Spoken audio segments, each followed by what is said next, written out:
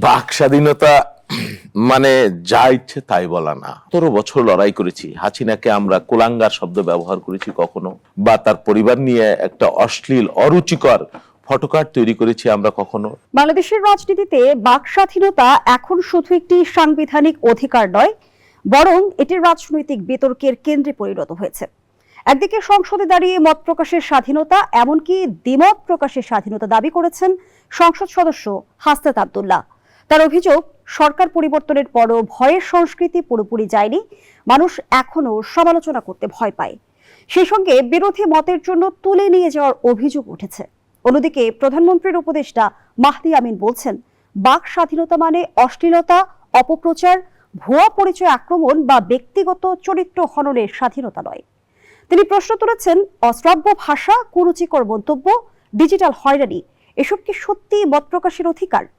এই বিতর্ক আরো গভীর হয়েছে ব্যারিস্টার জাইবা রহমান, তাসনিম জারা কিংবা শোবিজ অঙ্গনের নারীদের বিরুদ্ধে সামাজিক মাধ্যমে অশ্লীল আক্রমণ, ছবি বিকৃতি ও চরিত্র হননের ঘটনাগুলো সামনে আসার পর। প্রশ্ন উঠছে, বাক স্বাধীনতার নামে কি আমরা ঘৃণা, লিঙ্গ বিদ্বেষ এবং ডিজিটাল সন্ত্রাসকে বৈধতা দিচ্ছি? তাহলে সীমারেখা কোথায়? সমালোচনা আর অপমানের পার্থক্য কে নির্ধারণ করবে? রাষ্ট্র, সমাজ নাকি বিবেক? মোটা দাগে এই বিষয়টি নিয়ে আজ আমরা আলোচনা করব। সেই সঙ্গে আমাদের আলোচনায় উঠে আসবে সমসাময়িক রাজনীতির উল্লেখযোগ্য বিষয়গুলো। দর্শক, আমি ফারনাস জুই, সবাইকে আমন্ত্রণ জানিয়ে শুরু করছি নিউজ 24 এর নিয়মিত আয়োজন জনতন্ত্র গণতন্ত্র। নিবেদন করছে আড়াই সিল স্টিল। আজকের আলোচনা এগিয়ে নিতে স্টুডিওতে আছেন দুজন সম্মানিত অতিথি। চলুন একে একে পরিচিত হই। আছেন শহীদুল ইসলাম বাবুল, সংসদ সদস্য ও সাধারণ সম্পাদক, জাতীয়তাবাদী কৃষক দল। সেই সঙ্গে আরো আছেন ব্যারিস্টার শাহরিয়ার কবির, সিনিয়র আইনজীবী, সুপ্রিম কোর্ট, জামায়াত ইসলামীর সমর্থক। দুজনকেই আমন্ত্রণ জানাচ্ছি আজকের আলোচনায়। শহীদুল ইসলাম বাবুল, যে প্রসঙ্গটি আমি শুরুতেই বলছিলাম, যে বাক স্বাধীনতা আমরা এখন দেখছি যে এক বিতর্কের মূল কারণ হয়ে দাঁড়িয়েছে। বিভিন্ন বিষয়ে বিভিন্ন প্রসঙ্গ কিন্তু ইতিমধ্যে উঠে এসেছে এবং সংসদ সদস্য হাসনাত আব্দুল্লাহ যেমনটি বলেছেন যে সহমত নয়, দ্বিমত প্রকাশের স্বাধীনতা চাই। এবং তিনি আরো অভিযোগ করেছেন, বিশেষ সাইকেল অর্থাৎ মত দমনের পুরনো ধারায় ফিরছে দেশ। কিন্তু যে বাক স্বাধীনতার কথা আমরা বলছি, তার সীমা আসলে কে নির্ধারণ করবে?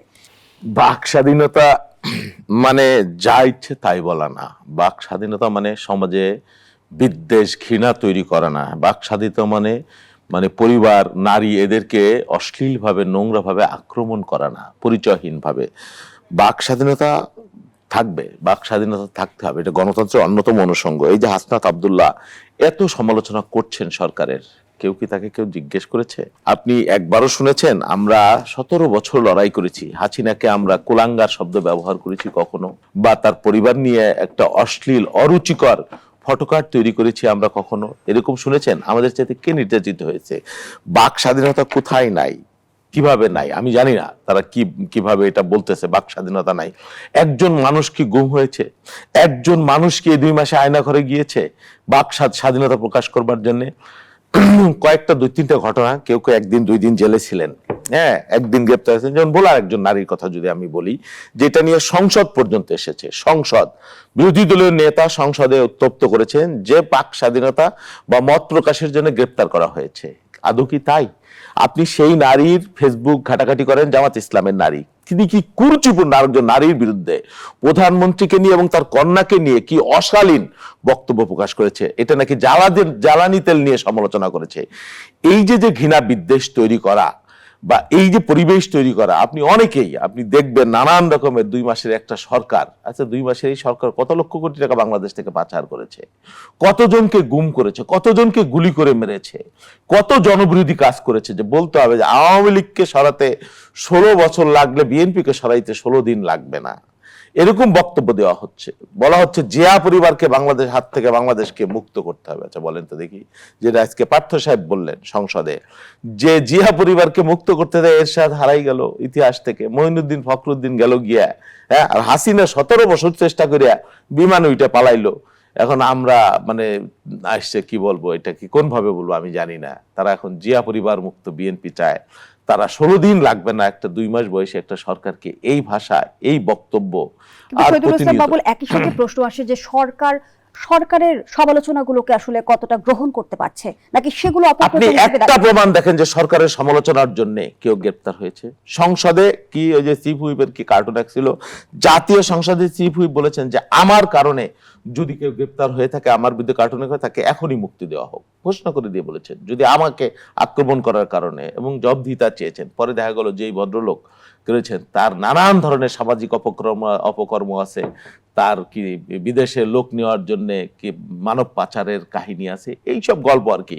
এই পর্যন্ত আমি যে কটা শুনেছি, একটাও এই 2 মাসের সরকার মত প্রকাশের জন্য যে শাহরিয়ার বাইরে যা ইচ্ছা তাই বলতেছে, কেউ তো ওই যে কি মানে সংসদে তো আসলে ম্রিয়মান বিরোধী দল, সেখানে ধরেন বিএনপির যে পার্লামেন্টারিয়ান, পুরনো পার্লামেন্টারিয়ান, তাদের বক্তব্য কাউন্টার করার মতো প্রসিডিংস অনুযায়ী, আইন অনুযায়ী, সংসদের বিধি অনুযায়ী বা রাজনীতিক সব মিলিয়েই আজকে যেমন একজন ফজলুর রহমান, এটাই মানে মানে কাঁপন শুরু হয়ে গেছে বিরোধী শিবিরে। তারপর আন্দালিব রহমান পার্থ যেটা বলেছেন, তারপরে জুনায়েদ সাকিরা যেটা বলেছে, সেটা ধারণ করার মতো, কাউন্টার করার মতো কোনো বক্তব্য প্রায়ই আমাদের বিরোধী দলের নেতা বলেন যে আসেন আমরা ঐক্যমত্যভাবে চলি, এইটা চলি ওইটা চলি, আবার তার নেতাকর্মীদের কোনো সংযত করেন না।